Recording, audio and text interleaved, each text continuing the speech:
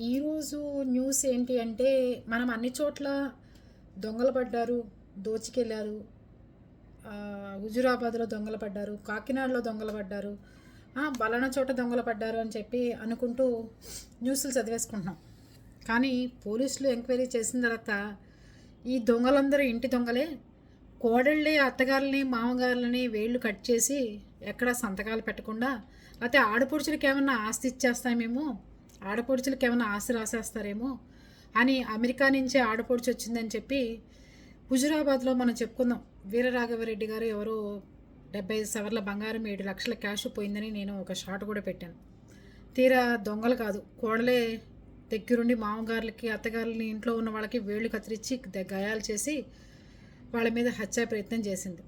కాకినాడ జిల్లాలో కాకినాడలో కూడా సొంత కోడలే మామగారు పోయిన తర్వాత అత్తగారి దగ్గర ఏవైతే వెండి సామాన్లు నగలు ఉన్నాయో చూసి ఇంట్లో ఉన్న పని మనిషి ద్వారా ఆవిడ మీద అటాక్ చేసి శుభ్రంగా ఆవిడని ప్లాస్టర్లు వేసి కట్టేసి ఆవిడ దగ్గర ఉన్న నగలన్నీ దోచుకుంది.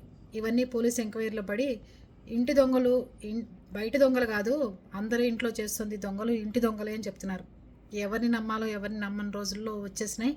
అందరూ తగ జాగ్రత్తల్లో ఉంటారని ఈ వీడియో చేస్తున్నాను. ఓకేనా?